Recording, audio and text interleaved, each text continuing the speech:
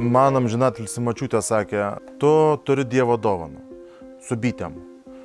Na, va čia tas var yra, kad bitės limpa tik tai prie gero žmogaus, kuris neapkalbinės, nemuš ten kažko, tai nedarys kažkokių nesąmonių, nedarys paprasčiausiai tos pačios ir produkcijos prastos. Nes jeigu darai, turi daryti gerą daiktą, gerą produktą. Ir, tas biški tos magijos, toksai šydas yra su tom bitėm. Ir tas, sakykime, atrodo, eini prie bičių vieną kartą susinervavęs, prie jos labai gelia, jos labai piktos pasidaro. Nueik už valandos nusraminės auksinės bitės, prie to pačio avilio, tos pačios bitės. Kas pasikeitė? Tik žmogaus nusiraminimas. Ta tokia aura, sakykime, taip.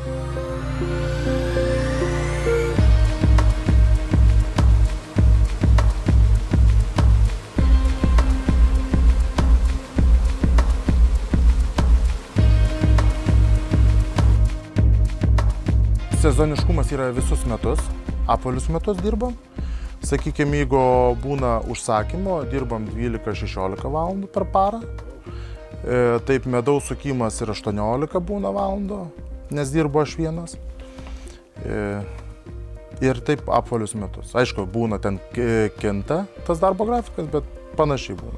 Pavasaris, ruduo labai sunkus jau būna, nes reikia aukštus uždėti ir rudenį nuimti ir paruošti žiemai bites. Sudėti vaistus ir pamaitinti. Čia yra sunkiau, o žiemą jau būna prieš kalėdinį laikotarpį. Sudėtingesnis, jau daugiau darbo tas sezonas. Sakykime, sausio mėnesį apmažėjimas po naujų metų, po kalėdų, o taip visą laiką dirbam.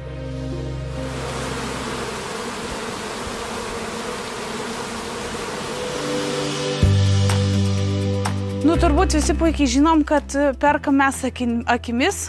Savo prekės ženklą susikūrėm 19 metais.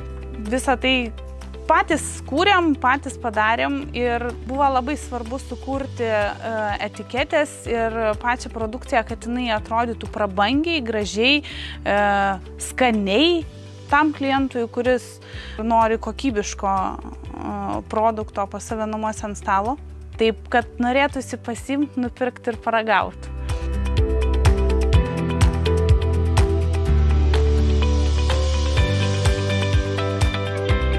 Pirmiausias ir turbūt esminis, nuo ko pradedam, tai yra medus, ką mes išgaunam, žiedadulkės, duonelė ir pikis, tai yra patys bičių produktai, kuriuos mes turim. O toliau mes pradėjom gaminti prieš beveik 2 metus medaus skanėstus, tai yra medus su šaltyje džiovintais ingredientais, tokiais kaip čiobreliai, pipirmetės, avietės, spanguolės.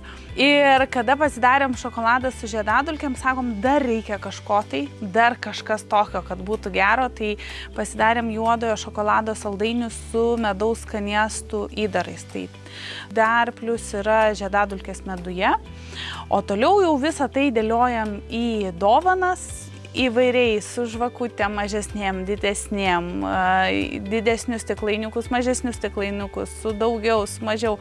Ir darom įvairias verslo dovanas, dovanas krikštynom darom, taip pat darom vaško žaisliukus ant kalėdinės eglutės, kurie labai gražiai persišviečia su visais raštais, kada uždegtos yra lemputės. Dar yra žvakės, liejam žvakės. Žvakės labiau yra prieš kalėdinį laikotarpį, advento laikotarpiui. Čia dabar gaminsim vaškuolę, iš kurios po to susisuksim žvakę.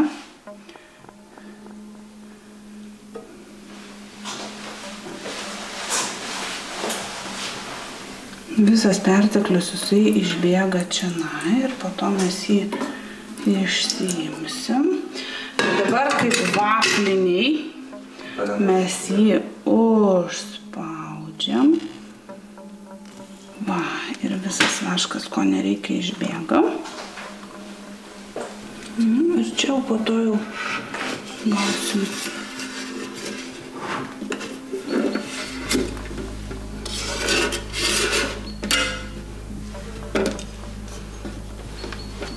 Va, kai. Po to jisai, kai vėsta, tamsėja.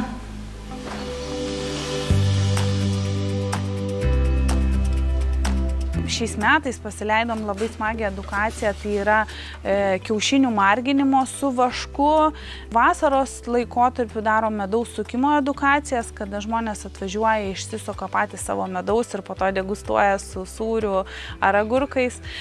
Ir dar turim tokią didesnė edukacija, tai bitininko diena, kada jau atvažiavę žmonės, priimam tik tai mažom kompanijom iki 4 žmonių, apvelkam kombinzonais, vedam prie avilių, patys žmonės išsitraukia korius iš avilių, apžiūri avilius, apžiūri visas bites, paaiškinam, kaip atsiranda žiedadulkės, duonelė, pikis, kaip ten tas gyvenimas verda, tada grįžę jau gali išsisuka savo medų, tada degustuojam lygiai taip pat su sūriu, su batonu, su šviežiais agurkais.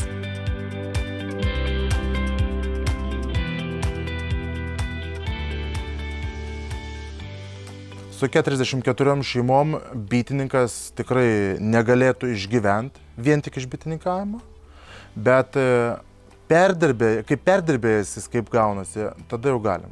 Nes visai kitas prekių racionas pasidaro.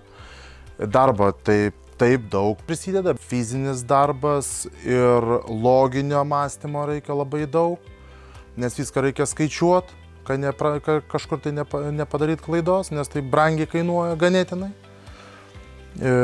Fizinis darbas yra sudėtingas vien dėl to, kad yra sunkios dėžės, kurias transportuojam su medum. Loginis, ką pasiūlyt pirkėjai naujo, šviežio, kiekvieni metai.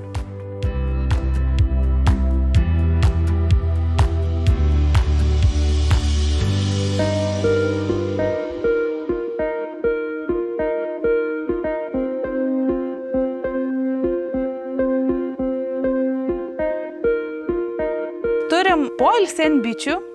Visiems labai būna smagu ir įdomu ir akis išsižioja, kada pasako, kur? Sakom, pamiegoti ant bičių galim. Tai yra namelis, kuriame yra 6 šeimos bičių. Ir po kiekvienų gultų yra 3 šeimos bičių ir žmogus atsigula maždaug per kokių 10 cm nuo bičių. Tiesioginio kontakto nėra, bitės žmogaus nepasiekia, bet žmogus jaučia visas vibracijas, šilumą, kvapus visus ir dažniausiai žmonės išeina iš tenai. Ką pasako, tai sako toks jausmas, kad arba jūra ošia, arba lyja lietus ir visi sako toks kaip iš transo, kaip iš poilsio, sako, kaip savaitę pamiegojus, nors dažniausiai pabūna tik 45 minutės.